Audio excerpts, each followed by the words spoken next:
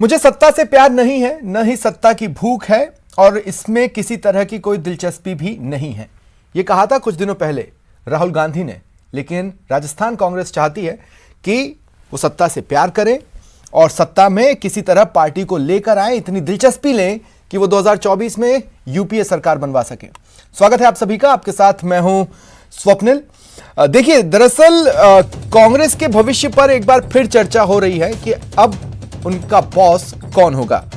राहुल गांधी को पार्टी के तमाम नेता कार्यकर्ता अपना अर्जुन मानते हैं, लेकिन दो टूक कहें तो वो खुद ही कह रहे हैं कि उनकी राजनीति में दिलचस्पी नहीं है। तो सवाल उठना लाजमी है और डिबेट भी बनती है कि जब प्रदेश बीजेपी के नेता ये कह रहे हैं कि राहुल को अध्यक्ष बनाया जाए और चिंतन शिविर में ऐसा हो सकता है, इस बात के संकेत हैं, तो कांग्रेस आखिर किस दिशा में जा रही है। चर्चा इसी पर हमारे जो सवाल हैं वो सुन लीजिए कि सवाल नंबर 1 और यही सबसे बड़ा सवाल है, क्या ब्रांड मोदी की काट राहुल हो सकते हैं? यह एक बड़ा सवाल है। और सवाल नंबर 2, अगर हम देखें राहुल गांधी का खुद का परफॉर्मेंस या रिपोर्ट कार्ड तो वो ठीक ठाक है। कई चुनावों में उनके नेतृत्व में हार हुई। 2019 का जो चुनाव रहा लोकसभा का, उसमें जो ऐतिहासिक गिरावट नंबर्स में कांग्रेस ने दर्ज की, वो उन्हीं के अध्यक्ष रहने के दौरान की। रिपोर्ट कार्ड ठीक ठाक ही है, तो ऐसे में वो गेम चेंजर कैसे बनेंगे? और सवाल नंबर 3 है कि इस तरह के कदम उठाकर कांग्रेस एक बार फिर कहीं ये तो साबित नहीं कर रही कि उनके पास दरअसल और कोई विकल्प है ही नहीं। आज चर्चा इसी पर।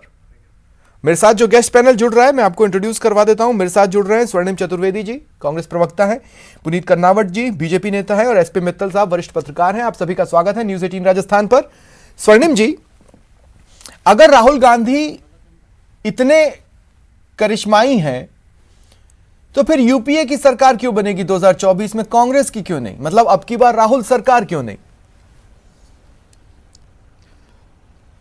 देखिए, आपने जो बोला है वो एक नारा था जो नरेंद्र मोदी जी के समय उनके चुनाव में दिया गया। कभी और नारों से भी सरकारें बनी हैं, तो ये सब चीज़ें चलती रहती हैं।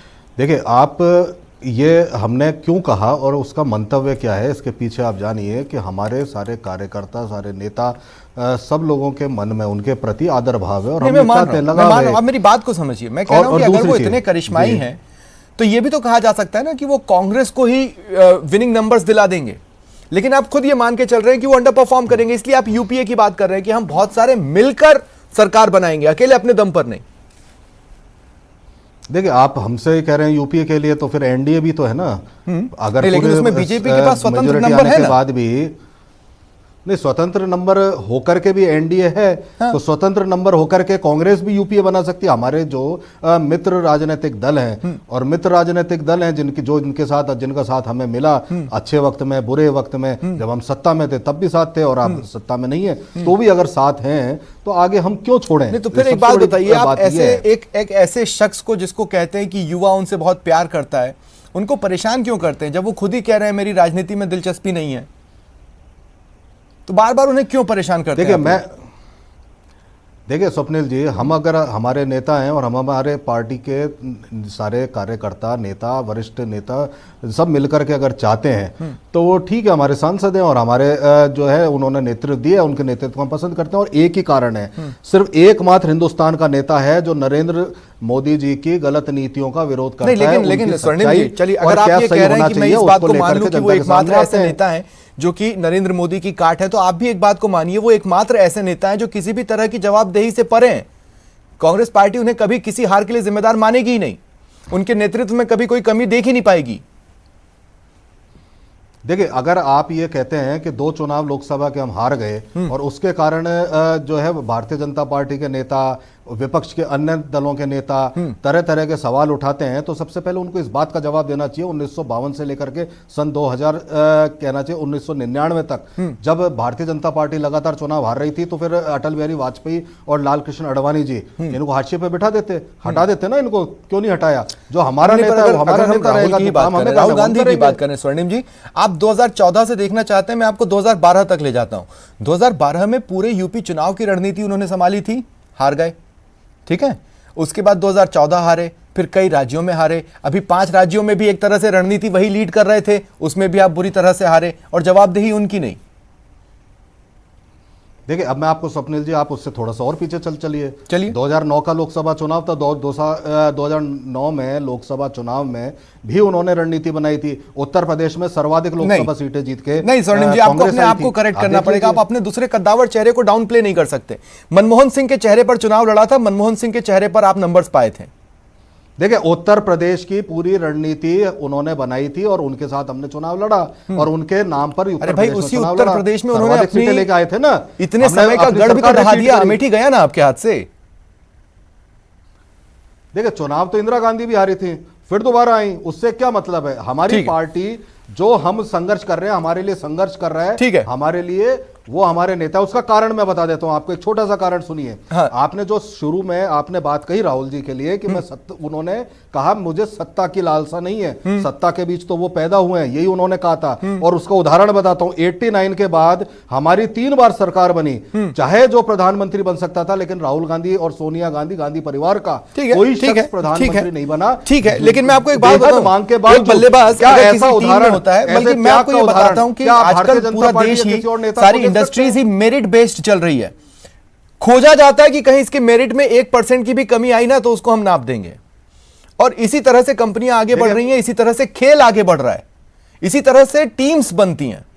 लेकिन पुनीत कर्नावत जी, अब मैं आपके पास आ रहा हूं। पुनीत कर्नावत जी, जब तक इतना बड़ा नाम भी राहुल गांधी नहीं बने थे, उस वक्त भी आपकी पार्टी उन पर हमला बोला करती थी। इसका मतलब है कि अंदर ही अंदर आप ये तो जानते हैं कि अगर किसी दिन गेम चेंज हुआ तो उसको चेंज करने वाला एक शख्स तो आपकी निगाह में है। देखिए, कौन कांग्रेस के अध्यक्ष होंगे, कौन को कांग्रेस का अध्यक्ष बनना चाहिए, उसके लिए कौन डिमांड कर रहा है, ये सब कांग्रेस का इंटरनल मैटर है, जिस पर आप निशाना साधते हैं। और जहां तक बात राहुल जी की है, हाँ। तो एक नहीं अनेक बार वो कसौटी पर कसे जा चुके हैं और एक बार भी खरे नहीं उतरे हैं। ये चिंता कांग्रेस की है कि उनको वो क्यों अध्यक्ष बनाना चाहते हैं, एक परिवार से वो क्यों बाहर नहीं आना चाहते। एक समय में जिस कांग्रेस की गैलेक्सी ऑफ लीडरशिप हुआ करती थी, आज वो सिर्फ 3 नामों के इर्द गिर्द समेट कर रह जाना चाहती है, सोनिया जी, प्रियंका जी और राहुल जी। और आप स्वयं ही बता रहे हैं, और राहुल जी ने एक नहीं अनेक बार कहा है कि उनकी इच्छा नहीं है, वो अनिच्छा से राजनीति में है। एक इतना बड़ा देश और उसकी एक बहुत बड़ी पार्टी का नेतृत्व ऐसे व्यक्ति को सौंपने का बार बार आग्रह या दुराग्रह, जो राजनीति से विरक्ति चाहता है, ये न देश के हित में है, न राजनीति के हित में है, न कांग्रेस पार्टी के हित में है। कांग्रेस पार्टी को तय करना है कि उनके पास आज भी पुनीत जी, मैं आपसे ये कह रहा हूं, या तो आप राहुल गांधी को कंपटीशन मानते हैं या नहीं मानते हैं। अगर नहीं मानते हैं तो बार बार उन पर हमला क्यों बोलते हैं? राहुल गांधी जी से नहीं है ना। हमको देखिए, आप वो राजनीतिक प्रतिद्वंदी हैं, और राजनीतिक प्रतिद्वंदी के ऊपर उनकी गलत नीतियों के कारण, उनके गलत निर्णयों के कारण दूसरी पार्टियां उनके ऊपर हमलावर होती हैं। इसमें कोई नई बात नहीं है। पर राहुल गांधी जी, कम से कम राहुल गांधी जी हमारे लिए कोई चुनौती नहीं है। अगर राहुल गांधी जी कांग्रेस के पुनः अध्यक्ष बनते हैं तो जितनी खुशी से, अगर राहुल गांधी आपके लिए चुनौती नहीं है तो स्मृति ईरानी जैसे चेहरे को अमेठी में उनके पीछे क्यों लगाया था कंपटीशन देने के लिए? आप किसी भी XYZ को वहीं से किसी को खड़ा कर देते। बिल्कुल। अब इतना भी ना कहें अब आप, मतलब ठीक है, अतिशयोक्ति एक अलंकार होती है, लेकिन उसका हर जगह इस्तेमाल अच्छा नहीं होता। आप जो कह रहे हैं, राहुल गांधी जी को स्मृति ईरानी जी जो बाहर से जाकर हरा सकती हैं, वो उसका एकमात्र कारण है। नहीं, पर आप किसी लोकल को खड़े करके तो नहीं हरा पाए ना। चुनाव हारने के बाद भी आप किसी लोकल को खड़े करके तो नहीं हरा पाए। और स्वप्निल जी, आप मुझे अपनी बात कहने दीजिए। आप जो सुनना चाहते हैं वो कहना मेरे लिए जरूरी नहीं है। आप बात को सुनिए। 2014 में हमने स्मृति ईरानी जी को वहां भेजा। चुनाव हारने के बाद भी उन्होंने वहां की जनता की सेवा की और वहां की जनता का दिल जीता। जो गांधी परिवार अमेठी को अपनी विरासत मानता रहा, उसने कोई लोकल नहीं कर पाया, पर वहां कुछ नहीं किया, इसलिए मालूम पड़ा जो कोई लोकल वहां नहीं कर पाया, नकार दिया, और उन्होंने पहले से अपनी हार को फोर्सी कर लिया था। ठीक है राहुल गांधी जी। और ठीक है पुनीत जी, मैं आगे भी आपके पास आऊंगा। स्वर्णिम जी, बहुत शॉर्ट में कहिए आप जो कहना चाहते हैं, फिर मेरे को मित्तल साहब को भी डिबेट में शामिल करना है। बहुत शॉर्ट में कहिएगा। पर सिर्फ और सिर्फ एक कम्युनिटी के 50% वोट है। बिल्कुल, मैं तो बहुत शॉर्ट में आपको एक ही चीज बताना चाहता हूं। यही भारतीय जनता पार्टी बार बार अटल बिहारी वाजपेयी और लाल कृष्ण आडवाणी इनके नेतृत्व में 52 से लेकर के 2099 तक चुनाव लड़ती रही, और एक उसके बाद 2004 में चुनाव हारने के बाद प्राइम मिनिस्टर इन वेटिंग का तमगा लगा करके भी लाल कृष्ण आडवाणी घूमते रहे। दो टर्म इनके संविधान में न होने के बावजूद उनको दिए उन्होंने अध्यक्ष के तौर पर। इसीलिए तो मैं ये बताना चाहता हूं कि राजनीति है, राजनीति में हम जब चुनाव जीतेंगे और सारे के सारे मंत्री, ठीक है सोनी आ गई आपकी बात आ गई है, मुझे मित्तल साहब को लाने दें। मित्तल साहब देखिए मैसेज क्या जा रहा है, तो राहुल गांधी 2 मिनट रुकिए, आप दोनों रुकिए, 2 मिनट आप लोग रुकिए। देखिए मैसेज क्या जा रहा है कि दरअसल कांग्रेस के पास सचमुच कोई विकल्प नजर नहीं आता और राहुल गांधी एक उनके पास ले दे, ठीक है बीजेपी लाख परिवारवाद बोले, लेकिन उनके पास विकल्प एक ही है और वो जो विकल्प है वो तमाम जवाबदेही से परे है।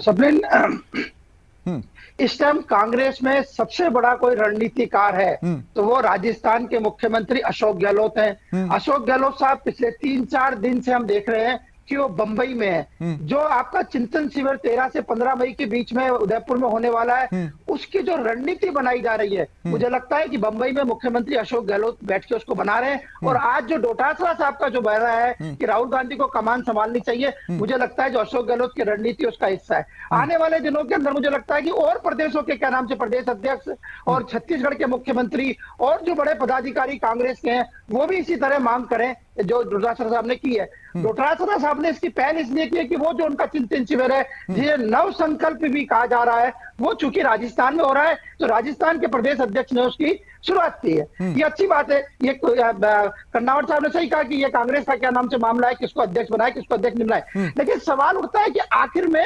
राहुल गांधी को कांग्रेस में कमान संभालने से कौन रोक रहा है? कोई नहीं रोक रहा है। वो जब चाहे तब अध्यक्ष बन सकते हैं। आपको ध्यान होगा जब लोकसभा चुनाव नहीं, पर किसी को जिम्मेदारी देते वक्त एक कवच ऑलरेडी उसे दे दिया जाता है। देखिए मैं बताऊं 2019 के लोकसभा चुनाव की अगर हम बात करें तो कांग्रेस ने कह दिया प्रवीण चक्रवर्ती के कारण हारे, जो कि एक डेटा एनालिस्ट थे और कुछ नहीं थे।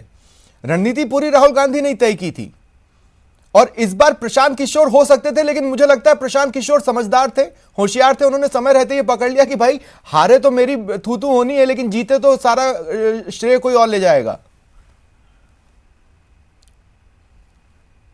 नहीं सबलिन, मैं अभी भी इस बात पे अपनी बात पे कायम हूं कि कांग्रेस के अंदर इस वक्त सबसे बड़ा रणनीतिकार अशोक गहलोत है। मुझे नहीं लगता कि अशोक गहलोत के रहते हुए प्रशांत किशोर को एंट्री दी जाएगी। और प्रशांत किशोर जिन शर्तों पे आना चाहते हैं, देखिए प्रशांत किशोर कोई राजनीतिक नहीं है। प्रशांत किशोर टोटली एक तरह से चुनावी धंधेबाज है जो अपनी कंपनी के द्वारा चुनाव की रणनीति बनाते हैं, लोगों को जिताते हैं, हराते हैं, सारी चीजें। लेकिन वो कोई पॉलिटिशियन नहीं है। मैं उनको पॉलिटिशियन नहीं मानता। पॉलिटिशियन मैं मानता हूं कांग्रेस में सबसे बड़ा यदि पॉलिटिशियन मानता हूं तो मैं अशोक गहलोत साहब को मानता हूं। अब राहुल गांधी का सवाल है कि राहुल गांधी को कोई नहीं रोक रहा है। राहुल गांधी जब चाहे जब क्या नाम से कांग्रेस के अध्यक्ष बन सकते हैं। ये माहौल बनाने के लिए सब लोगों से कहलवाया जा रहा है कि राहुल गांधी कमान संभाले। मैं आपको 2019 के लोकसभा चुनाव की बात बताना चाहता हूं, जब राहुल गांधी ने कहा कि मैं अब अध्यक्ष पद पर नहीं रहूंगा, उन्होंने इस्तीफा दे दिया। और उसके बाद अभी कुछ दिन पहले इतनी बार सीडब्ल्यूसी की बैठक में कहा गया कि राहुल गांधी को यह कहना पड़ा कि अब मैं विचार करूंगा। करने वालों में कौन था? राजस्थान के धीरज गुजर वगैरह सब लोग शामिल थे। तो वो तो जब से उन्होंने इस्तीफा दिया तब से उनके लिए कहा जा रहा है कि वो आपस से कमान संभाले। कमान उन्होंने संभाल रखी है। ये तो कांग्रेस ये कह रही है कि कमान संभाले। मुझे बताया कि पंजाब के अंदर कैप्टन अमरिंदर सिंह को किसने हटाया? किस कांग्रेस ने हटाया? राहुल गांधी का निर्णय था कि उनको पंजाब पर मुख्यमंत्री पद से हटाया जाए। तो राहुल गांधी के पास कमान है। हाँ ठीक है। मैं स्वर्णिम जी आपके पास आ रहा हूं। स्वर्णिम जी देखिए, अगर कोई ये बोले कि राहुल गांधी जो कहते हैं वो कांग्रेस नहीं करेगी तो वो गलत कह रहा है। अब मैं आपको बताता हूं कि क्रिकेट टीम के कैप्टन थे अभी कुछ दिनों पहले तक महेंद्र सिंह धोनी। वो जो भी फैसला लेते थे वो तमाम तर्कों से परे दिखता था, लेकिन वो क्लिक कर जाता था और इसी बात ने महेंद्र सिंह धोनी की बड़ी पहचान बना दी। अब राहुल गांधी जो भी फैसला ले रहे हैं उनमें से कुछ क्लिक कर जाए ऐसा दिखता नहीं। और दूसरा, 5 राज्यों में हार के बाद राहुल गांधी चले गए घूमने। यहां पे बैठ के ऐसा नहीं कि अब चले नई रणनीति के साथ ड्राइंग बोर्ड पर बैठते हैं और उतरते हैं मैदान में, ऐसा तो हुआ नहीं, वो चले गए। देखिए मैं आपको पूरा एक बैकग्राउंड बताता हूँ। हमारे संगठन के चुनाव प्रारंभ हो चुके हैं 21 तारीख से, और संगठन के चुनावों के प्रक्रिया प्रारंभ है, इसमें चुनाव होगा। डोटासरा जी ने कहा कि उनकी इच्छा है और हम कार्यकर्ताओं की इच्छा है कि राहुल गांधी दोबारा अध्यक्ष बने। ये बात को लेकर के सारी चर्चा हुई। और राहुल गांधी ही क्यों अध्यक्ष बने उसका भी मैंने आपको कारण बताया। बार बार बोलने का फायदा क्या है? जो मोदी को टक्कर दे रहे। सुनिए, उन्होंने ये कहा कि चुनाव हो रहे हैं तो कौन अध्यक्ष बने, तो उन्होंने अपनी राय दी। वो इसलिए कि एकमात्र शख्स है जो नरेंद्र मोदी जी की गलत नीतियों से टक्कर ले रहा है और उन पर पूरी भारतीय जनता पार्टी उलट कर हमलावर होती है। क्यों? क्योंकि वो ही शख्स है जिसकी पार्टी, जिसके नेतृत्व में हम अगर सत्ता में नहीं है, अच्छा, तो मतलब प्रियंका गांधी टक्कर नहीं ले पा रही प्रेजेंस है उतनी, सोनिया गांधी टक्कर नहीं ले पा रही हैं, एक ही शख्स है जो ले पा रहे हैं। बताइए, अगर हम राहुल गांधी अगर हमारे पूर्व अध्यक्ष हैं और उन नेतृत्व दे रहे हैं और लड़ रहे हैं तो उनको ही बोलेंगे ना। आप किसको कहना चाहते हैं कि अलग अलग हैं सब लोग? क्या हम पूरी कांग्रेस अलग है? उनके नेतृत्व में कांग्रेस टक्कर दे रही है, उनके नेतृत्व में लड़ रही है सोचकर बताइए जनता पार्टी। वैसे तो मुझे पूरा यकीन है कि आप कांग्रेस के राष्ट्रीय अध्यक्ष नहीं बनना चाहते, लेकिन अगर मान लीजिए कभी आपके दिमाग में ये ख्याल आया होता कि मैं राष्ट्रीय अध्यक्ष बनूंगा, तो आप बन पाते? नहीं ना। देखिए आप नहीं बन पाते। नहीं, ऐसा नहीं है। मेरी बात सुनिए, अब मैं आपको स्पष्ट बताता हूं कि अगर हमारे चुनाव होते हैं, चुनाव में जो प्रत्याशी मुझे पसंद होगा, ठीक है, तो मेरे को अगर राहुल गांधी पसंद है तो है, पूरे देश की कांग्रेस को राहुल गांधी पसंद है तो है। भारतीय जनता पार्टी की चिंता यह है कि यही शख्स उनको नेस्तनाबूद कर सकता है, जो बार बार कह रहे हैं कि किसी और को बनाया जाए, वो भी तो आप ही के चेहरे हैं। देखिए, कभी ऐसा नहीं कि पूरी कांग्रेस एक स्वर में एक ही चीज कह रही है। लेकिन एक बार फिर पुनीत जी, मैं आपके पास आ रहा हूं। और पुनीत जी देखिए, मैं आपसे एक बात कहना चाहता हूं, इसमें तो कोई शक नहीं है, आप ठीक है राहुल गांधी की बातों को भले ही मजाक में उड़ा देते होंगे, लेकिन इसमें तो कोई शक नहीं है कि उन्होंने जब जब जिस जिस इश्यूज पर आपका ध्यान खींचने की कोशिश की, वो इशू गलत नहीं थे। आप किस इशू की बात कर रहे हैं? मैं जैसे पेट्रोल के दाम की बात कर लीजिए उन्होंने, या फिर वैक्सीनेशन ड्राइव में उनके जो सजेशंस थे, कोरोना को लेकर के, कोरोना के विस्तार को लेकर के, वैक्सीन को लेकर के, देश की अर्थव्यवस्था को लेकर के, हो गया ना स्वर्णिम जी, मैं तो खुद इस बात को बोल के देखिए ना, उनको बोलने तो दीजिए। हाँ पुनीत जी, चारों जो मुद्दे हैं उस पे हमने लड़ाई लड़ी, इनको झुकना पड़ा वैक्सीनेट करने के लिए। स्वर्णिम जी 2 मिनट रुकिए, डिबेट में सबसे ज्यादा सवाल आपसे लिए, सबसे ज्यादा समय भी आप ही को दिया। पुनीत जी को बोलने तो दें। हाँ पुनीत जी, डिस्टर्ब नहीं किया, वो मेरे से पूछ रहे हैं, मेरे से बात करनी थी। हाँ, बोले पुनीत जी। आप एक भी इशू ऐसा नहीं है जिसके ऊपर राहुल जी सीरियसली कोई टॉक करना चाहते हो। वो बात करते हैं और भागते हैं, वो विदेश चले जाते हैं। आप कह रहे हैं पेट्रोल के दाम के बारे में, पेट्रोल के बॉन्ड्स किस सरकार ने 2004 से लेकर 2014 तक किए, जिसने इन सारी पेट्रोलियम कंपनियों की कमर तोड़ दी थी? ये नरेंद्र मोदी जी का एक कुशल नेतृत्व था कि हमने कंपनियों को भी खड़ा किया और लोगों को भी ठीक ढंग से विकास दिया है। को तो खड़ा कर लिया, लेकिन हुआ ये ना कि आपको जो 69-72 के दाम बहुत ज्यादा 1 लाख करोड़ के बॉन्ड, देखिए 1 लाख करोड़ के बॉन्ड, और ठीक है, मेरा अंतिम सवाल है मित्तल साहब आपसे। मित्तल साहब, मैं देखिए, इसमें ये शक नहीं है कि कांग्रेस किस दिशा की तरफ मेजॉरिटी में बढ़ना चाहती है, लेकिन इसमें जरूर शक है। देखिए, राहुल गांधी की मंशा पर कभी आज तक कहीं पर भी किसी ने सवाल खड़े नहीं किए मीडिया डिबेट्स में। अगर किसी ने खड़े किए हैं सवाल, तो वो उनकी मैच्योरिटी पे खड़े हुए हैं, दैट्स इट, उससे ज्यादा कुछ नहीं।